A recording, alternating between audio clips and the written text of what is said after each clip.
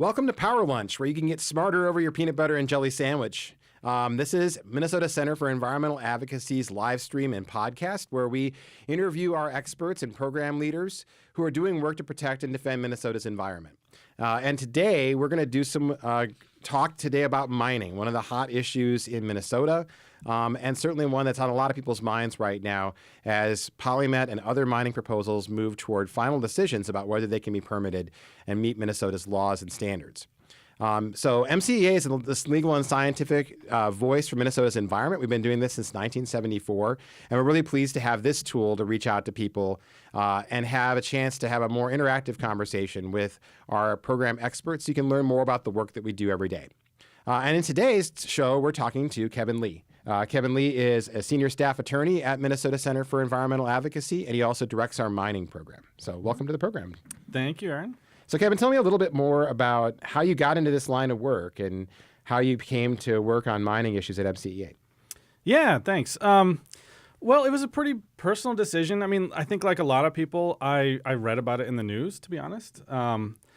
This was back in 2010, and at the time I was sort of considering some changes in career, and I remember reading an article about specifically the PolyMet proposal. And at the time, it was going through environmental review, and they'd had an environmental study that was rejected by the EPA. And I remember reading it and thinking about, I went to college in Minnesota and spent a lot of time up in northern Minnesota, and so it really resonated with me that there was this threat to a place that I really love that will last for centuries possibly. Mm-hmm. So tell us a little bit more about where we're at right now in this kind of process. I mean, as everyone knows that Minnesota's had a robust iron and taconite mining industry for over a century now, back to the 1880s. But copper nickel mining has never been done in Minnesota before. So what are the differences between these industries, and what are some of the different risks that copper nickel proposals like PolyMet pose to Minnesota's water and people's health? Sure. So there's a couple things that are really notable about this new industry that make it very different from the kind of mining that we've seen in Minnesota in the past. One of them has to do with the chemistry of it. That for various reasons, a lot of the metals that we're interested in are attached to sulfides, and so when those get broken up, and mining is basically a process of blasting out this rock and grinding it up into a powder and taking out what you need. And what you do, what happens when you do that is that these sulfides become exposed to air and water, and they create acids. And those acids can leach metals out and make them available to the environment. That's something that doesn't really happen in taconite mining. And it's one of the reasons why non-ferrous mining, around both the U.S. and globally, is known for a very long legacy of contamination. Once this process gets started, this acidic generation process is very difficult to stop. And so that's one of the things that concerns us. We're looking at other places where this has happened and caused public liabilities that, have no end. There's no date at which that public liability will stop. So that's one of the things we think about. Another is related to the size of these facilities. Some of the taconite processing we have in Minnesota is very large. It would also be the case for non-ferrous mining, and that's because the grades are much smaller. So when we talk about the grades, we're talking about what percentage of the rock are you after? Mm-hmm. And so for taconites, it might be up there toward 20% or so. For non-ferrous mining, if you look at the PolyMet case as an example, you're looking at rock that is 0.3% copper. So what that means is that 0.3% is 0.3%. That's right. So 99.7% of what you have ground up and mixed with water becomes waste. And that is the central problem with these projects. After you've extracted what you want, you're left with the waste product, which is a slurry, so mostly water and a lot of powdered rock in it, basically. Mm-hmm. And the question is, what do you do with that? So what is PolyMet proposing to do with all that extra rock? I mean, we're talking about how much? Billions of tons, probably, in the long run. It's billions of tons. Billions of pounds, probably. Yeah, there's various measurements. Yeah. I believe that annually, it's, and I'd have to double check the number, but it's around 120 million short tons, because there's also short tons and metric tons, and it gets confusing quickly. But yes, they're very, very large quantities.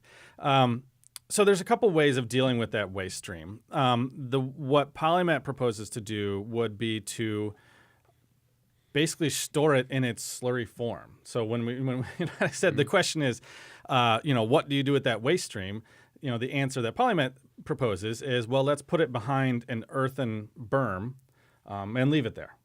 And so that's the most cost-effective way, i.e. cheapest way of dealing with this waste. It's also one of the riskier ways of dealing with it.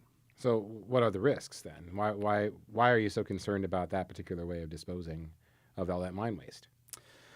So that type of storage, it's called a slurry impoundment. They are designed to leak, right? That's sort of a feature, not a bug. That's because, if you were to try and contain that amount of water, you would be unsuccessful. You can't control that amount of water. So they're designed to sort of let the water filter out into the environment. And there are some proposals that they have to try and control that water. The water that comes off of that is obviously contaminated because it's become acidic. It leaches out some of these metals, and then it makes anything in that rock, from arsenic, lead, mercury, zinc. It makes that environment available, rather, to groundwater and surface water. The second thing that we think about when we talk about slurry impoundments and the risk is the risk to the workers that work there and the downstream communities from a more catastrophic failure. This has been a problem, going back decades.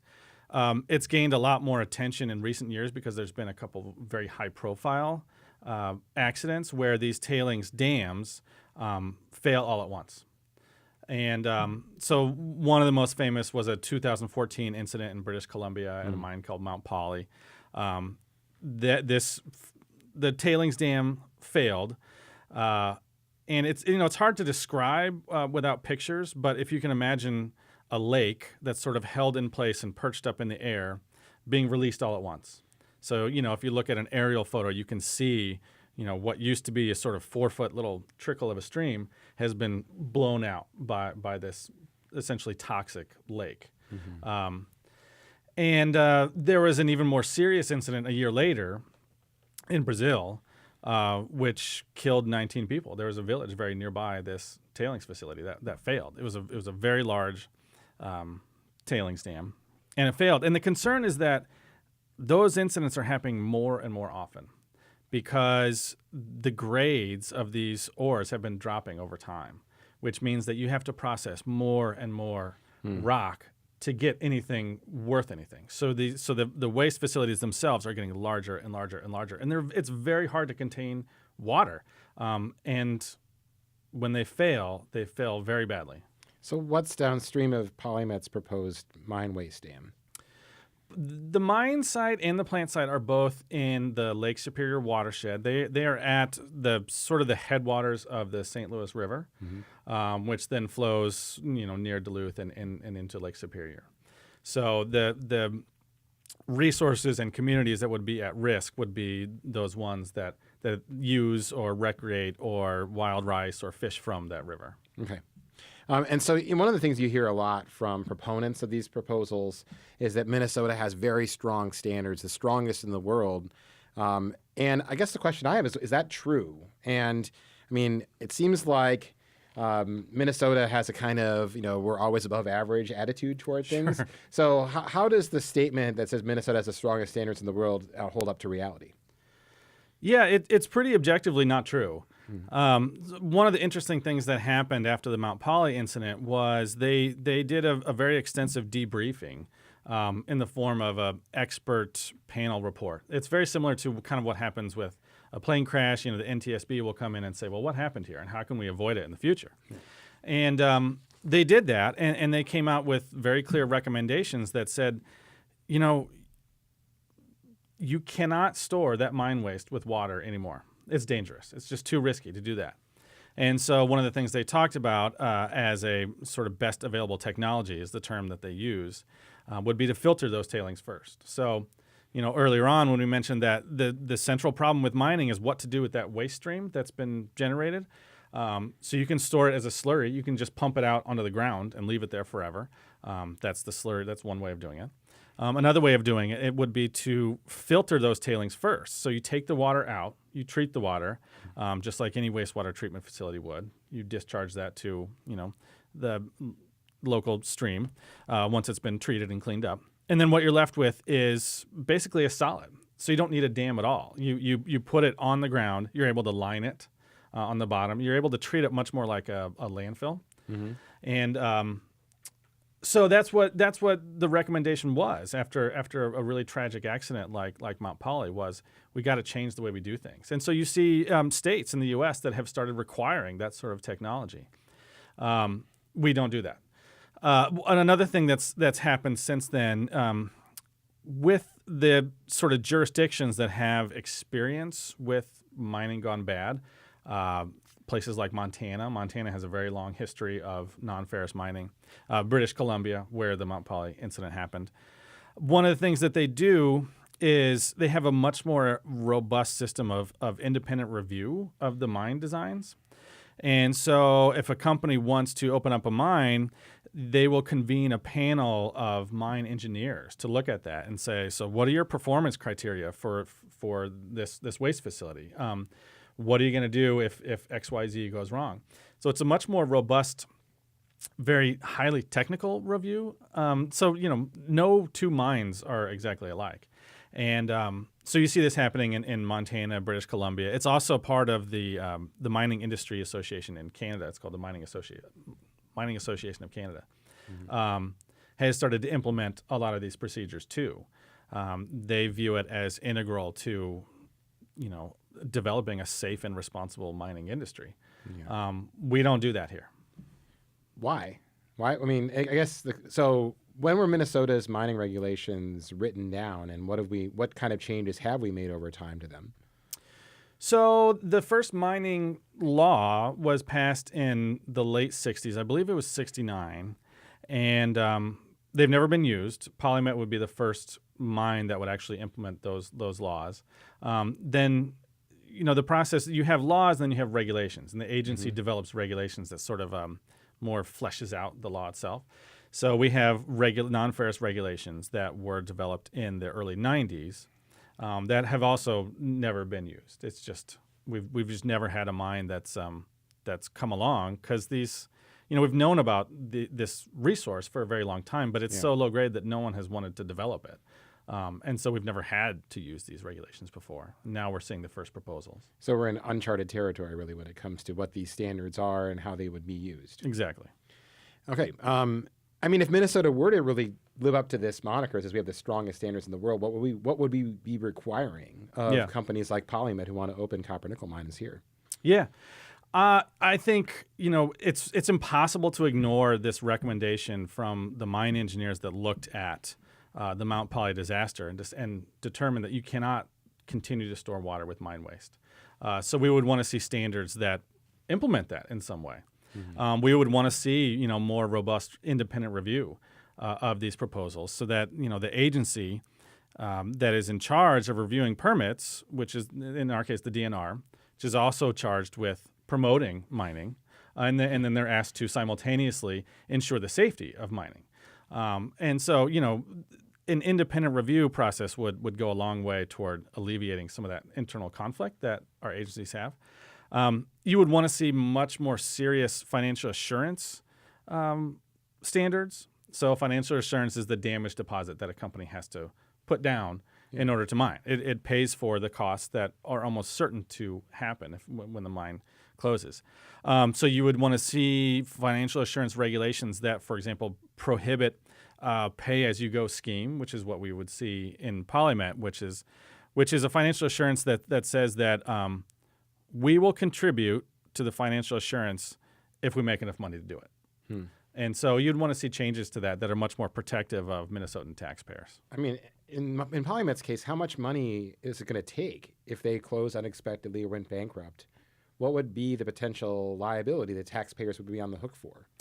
Yeah, so the state has done a very developed estimate of that. It changes over time because it depends on what stage the mine is at. At its peak, the cost would to the state, if they were to take over, would be about $1.1 billion. So that's $1.1 billion, and their plan is to pay that over time into a fund, or how do they go about trying to make? I mean, so you hear an awful lot that there's bankruptcy-proof financial assurance in Minnesota that would protect taxpayers. How does the proposal that's on the table fit that talking point? Yeah. So what they would do is they would use a mix of financial instruments. So they would use surety bonds, which is, it's kind of a way of, it's almost like co-signing a lease. You get some other company to say that we'll help cover you. It's very similar to insurance. Okay. So they would have a package that includes insurance and surety bonds, and then a trust fund that gets funded over time. If they generate the profits to make a deposit into that trust fund. Yeah. Yeah. Does that answer your question? Yeah, it does. I mean, but it sounds like, this isn't, what's the size of the PolyMet financial liability and the financial assurance package relative to other mines that we have in Minnesota, relative to other mines across the United States? Is this a big number, or is this a small number? Well, this is a big number. Okay. $1.1 billion. It's not like that is, some sort of industry standard. That's a very high estimate. Compared to our state's budget, it would be, I don't know what the numbers are, but it's comparable to the $35-40 billion. Yeah, exactly. So it's a very, very large estimate. I mean, you're talking about treating the water forever. That's the plan. That this trust fund is designed, if they fund into it, is designed to provide enough money to pay for water treatment forever. Yeah. So they're very large sums of money. Okay. I mean, and that kind of just highlights how much is at stake if we get this wrong. Yeah, exactly. Right. Okay. Exactly. So I want to talk about some other things that proponents of this mine and other mines like it in Minnesota say an awful lot about why we need to do this kind of mining here in Minnesota. Sure. And one of the ones that I think is most interesting and I think complicated actually is this question about what happens if we don't mine it here when it comes to the other places where we source our metals. Yeah. In Minnesota and other places across the United States, we're part of a global economy. Metals are something that we use in everyday life. And you oftentimes hear that folks say we should mine it here because we have standards that protect the environment, that protect workers, that the other places across the globe, mining operations like this one pollute and exploit workers. So how do you think about PolyMet and the work that you're doing on it in the context of this global mining industry, which does have a history of pollution and does have a history of exploiting workers? Yeah. That is a serious, tragic problem. This environmental degradation and exploitation of workers that we see in the third world. It's a terrible problem, and it's something that we work pretty hard on. It's just that you can't address that problem by opening up a new mine. That is not what's going to help the people that are affected by these mines in places like the Democratic Republic of the Congo in Africa. It's a very large source of cobalt, and it gets a lot of attention for using mining practices that are harmful. Mm-hmm. So Glencore is one of the companies that's a very big player in the Congo, in the DRC. They employ about 15,000 people there. And one of their mines, they recently had a collapse of a pit wall that killed 6 of the workers. So it's a very serious problem. And it's something that we work on a lot. And the thing is, when someone says that, I want to assume that they are expressing that out of an honest concern for the people that are affected by this, and not just using a talking point to, push an agenda, right? Mm-hmm. If that were the case, you would expect that person to be advocating for changes to make mining safer around the world. So you would expect them to be participating in processes like the Initiative for Responsible Mining Assurance, IRMA, which is designed to basically certify mines, develop standards for mining safely in a way that protects both the environment and the workers. And it's designed to, you develop these standards, and then once a company complies with them, you can certify them as safe. And that's a process that we work with on on a day-to-day basis to try and improve these supply chains around the world. And, you know, it's tough to see most of the people that make this point that, well, if we didn't mine here, we'd mine somewhere else. We don't see them standing next to us, you know, advocating with us to try and protect those communities. You know, you don't see them, you know, doing an analysis of mining from secondary sources like recycling or mining landfills or mining tailings basin and mining existing waste facilities so that we don't have to rely on those new sources in places where, you know, environmental degradation has been the history. Yeah. You know, you don't see that. And so, I mean, what that tells me is that, you know, oftentimes when that point is made, it's not out of a genuine concern for those communities. It's, you know, a talking point to try and push a specific project. I mean, can you imagine? Yeah. Can you imagine going to the Democratic Republic of Congo? Sorry, now, and talking to some of the workers there, and saying, you know, we hear your concerns about workplace safety. We hear your concerns about what this mine is doing to your groundwater, right? But you know, rest assured, we're going to open a mine in Minnesota. You know, I mean, they would laugh at you because you would make it clear to them that you actually don't care about their plight.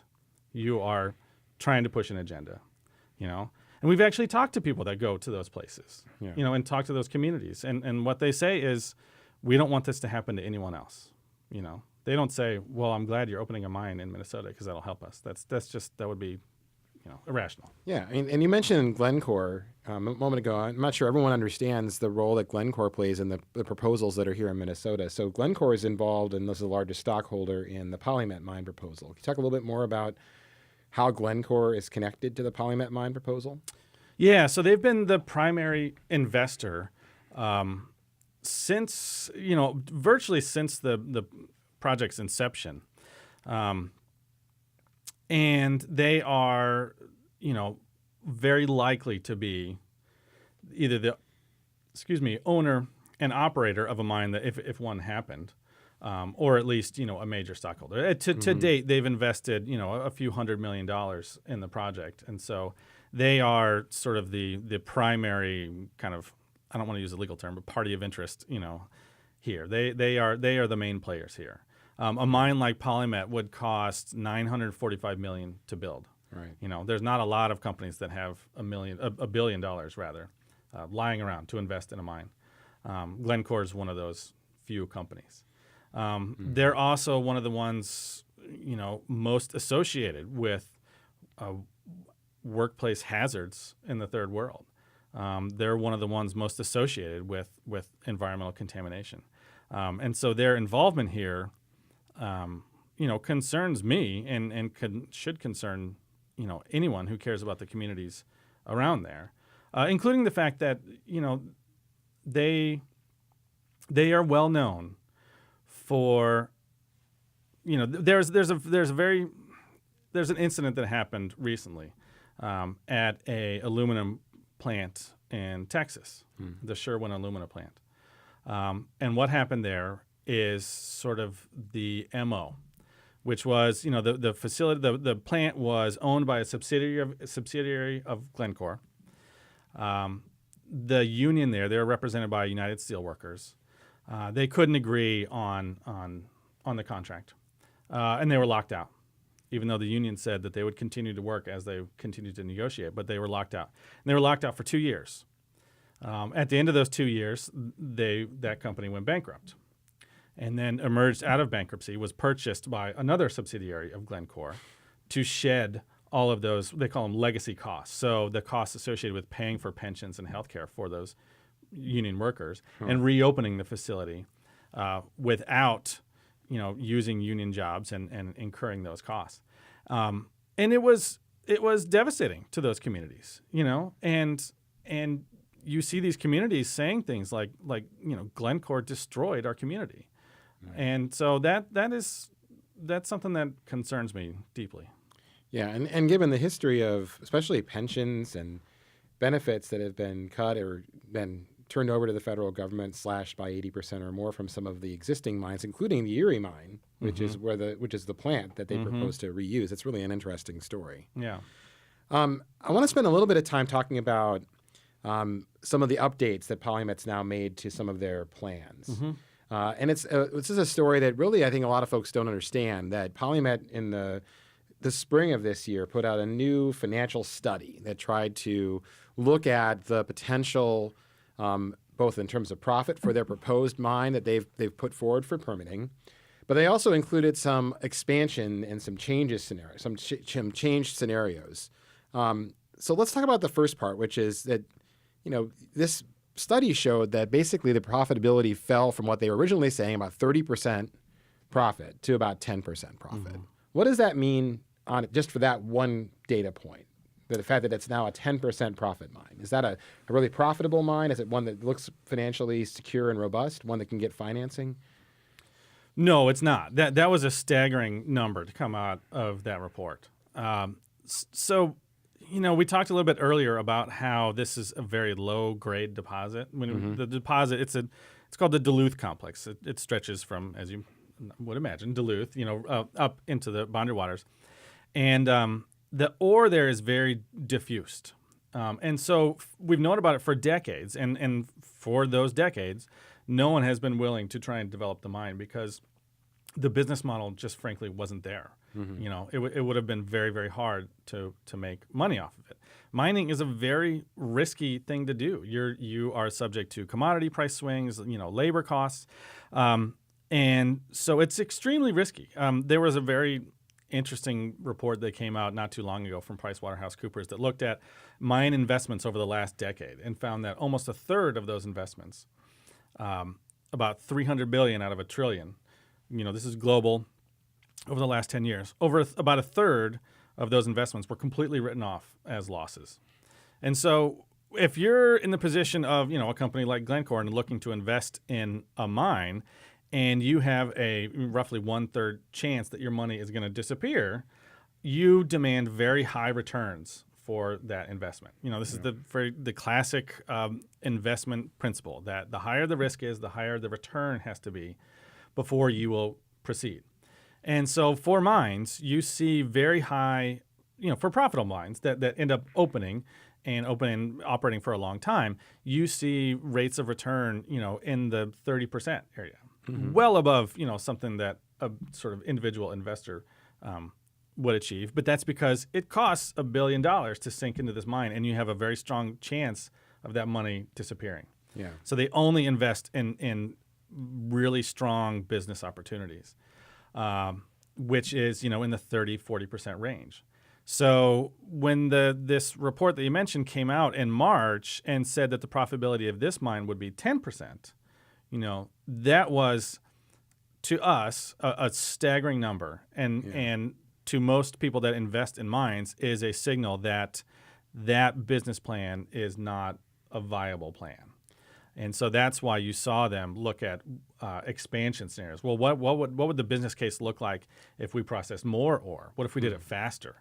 And so to us, that's a very clear signal that, for the PolyMet project, if it ever gets built, it won't be as the project that we've seen and studied for the last 10 years. It will be as a much, much bigger mega mine processing, 4 times the ore. So what kind of studies have we done of these other scenarios, these bigger, faster mining scenarios?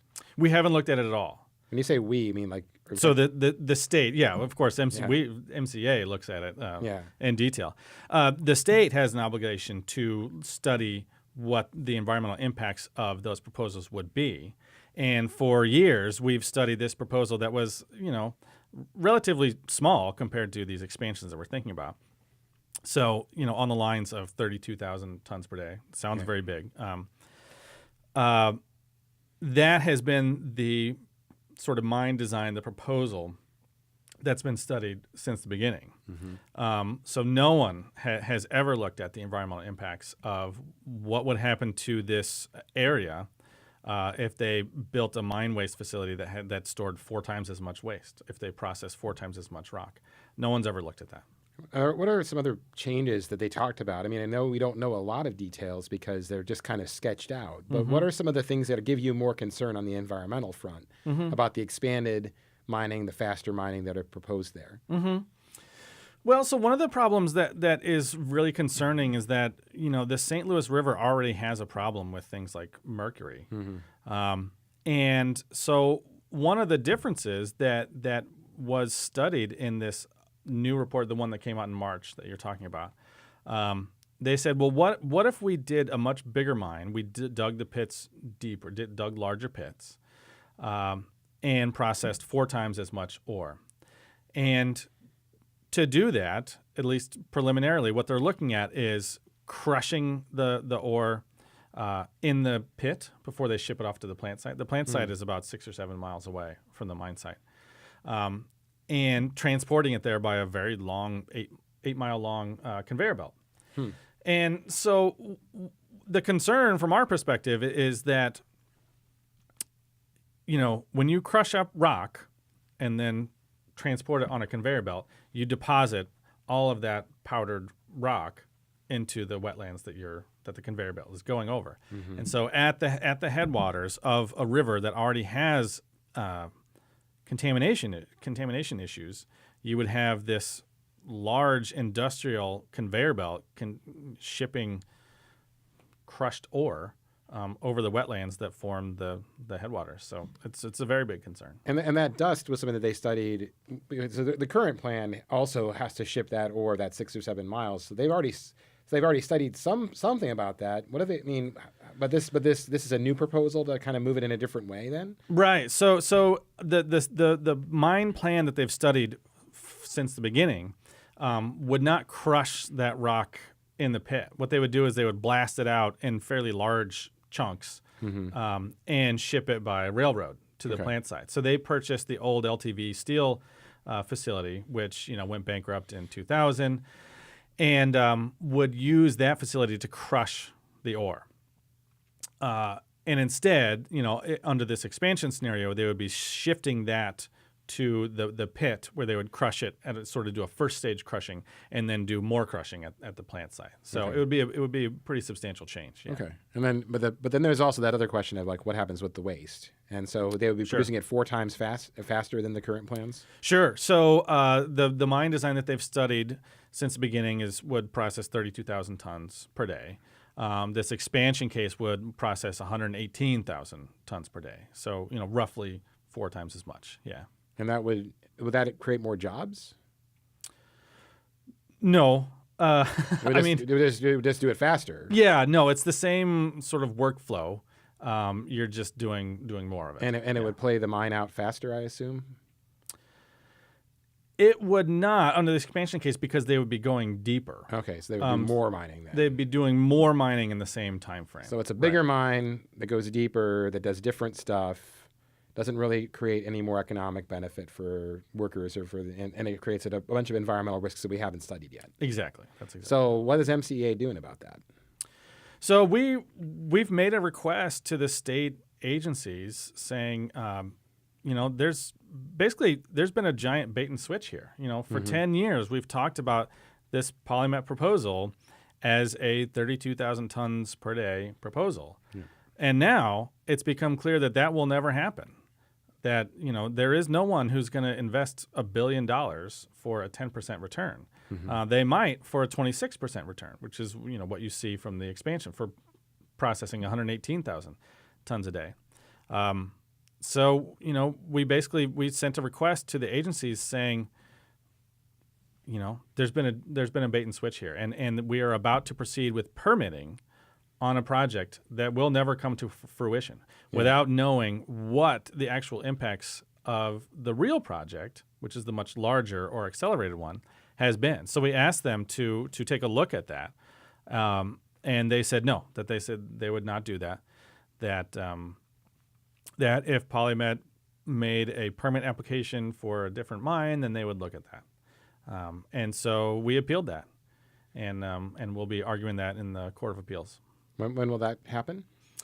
That will probably happen in the spring. In the spring of 2019. Yes. Okay. Well, in the meantime, there's also it's very likely that we might see some decisions on permits without them ever doing this analysis. So what do you anticipate this fall and winter when it comes to decisions being made by the Department of Natural Resources, the Minnesota Pollution Control Agency, and others about permit applications that PolyMet's made. Yeah, that's exactly right.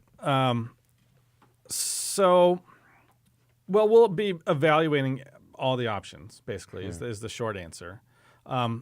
It's tough to know what to do specifically because it's such a big issue. So I'll just use one example of the air emissions permit. So the Clean Air Act says that this facility would have to get a air emissions permit. A lot of it has to do with what's called fugitive emissions. So that means not something that comes out of a smokestack, but something that happens from other processes. Okay. So and for this project, things like shipping the ore from the mine site to the plant site is a big part of the air emissions permit. So they look at, well, how much fugitive dust would be generated by shipping it by railroad, and how much of that would go into the wetlands. Yeah. And they do this very complicated modeling that shows, what the impact of those metals getting into the wetlands would be. And so that is a permit that our state pollution control agency has to issue. That is likely to come out very soon. And if the project were to proceed on this expansion scenario, that permit would be frankly useless. It would be evaluating a air emission scenario that would not exist, and be ignoring the reality that, of crushing the ore in a pit and shipping it via a large conveyor belt. So, if the state were to issue permits now on the project, they'd be issuing permits for something that is, a fiction. It's something that's not going to be built in the way that they've studied it for all these years. So for folks who are listening and they're interested in, there's been a lot of public hearings over the years. There's been a lot of chances for folks to file comments with the state. What's available to folks that are concerned about this now? How should they speak up if they want to see a difference in how this proposal gets treated? Well, at this point, yeah, you're right. That most of the state agency processes have been completed. So at this point, I would say call your legislator.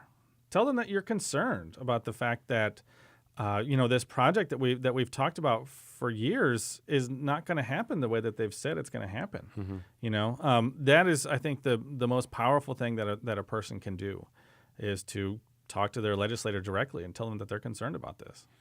Yeah, and especially given what you were talking about earlier in terms of the standards that we have and how we have this idea that we have strong standards, but really the rest of the world seems to be moving ahead of where we're at. There's lots of stuff that the legislature could do to improve those rules and laws, right? Exactly. It's such a stark contrast to a place like Montana that has such a long history of mining.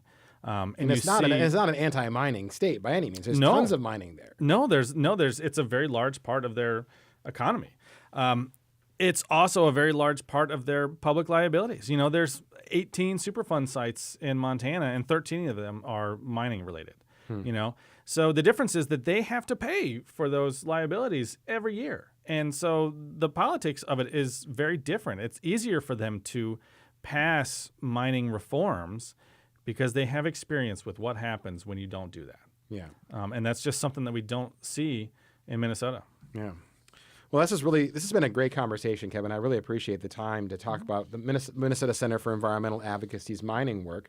And I think there's a lot of information that folks need to understand what's really at stake, because in the middle of an election season especially, it can get really kind of confusing, and you have lots of slogans flying around without really understanding what's underlying all that stuff. Sure. So this is really a helpful conversation. Yeah. And I wanted to let you all know that there are ways that you can plug in. I think we will add some more resources to our website. And this is where you can go to look for more information about the work that MCEA does across all of our different programs, whether it's water quality work, protecting Minnesota's water for the next generation, protecting Minnesota's climate for the next generation, and also specifically work that we do on mining.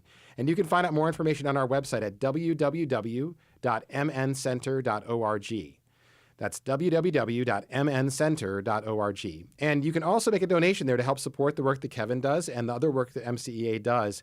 Go to mncenter.org/donate to help us do our work so that when we go to the legislature this session, we can help try to advance some of these common sense mining reforms that Kevin is talking about. One other thing that we might want to think about too is to how to share this information, because I think a lot of folks don't have it. And so there will be a replay of this live stream after we're done here that you can share. It'll be on YouTube. It'll also be on Facebook. And we would encourage you to share this with your friends and family that are interested or talking about this issue, to give them some more information that they can use in their thoughts and in their conversations with others about what to do about this big question about this new industry that wants to move into Minnesota. Also, one last thing. We're going to be turning this live stream into a podcast. And so this live stream plus the previous one we did back in the summer with Lee Curry, our energy program director, will now soon be available as podcasts. So keep your eye out for that. But Power Lunch is going to be coming to your phone, so you can listen to it in the audio and share it that way as well. So please, thank you so much for your time today. We really appreciate a chance to sit down with you over lunch, talk a little bit about the work that we're doing here at MCEA, and share some of the good work that Kevin and others are doing here. So thanks for your time today, Kevin. Yeah, it was fun. Yeah. So tune in back again. We will have another Power Lunch scheduled soon, and we really appreciate your time today. So enjoy your lunch, and we'll talk to you again soon.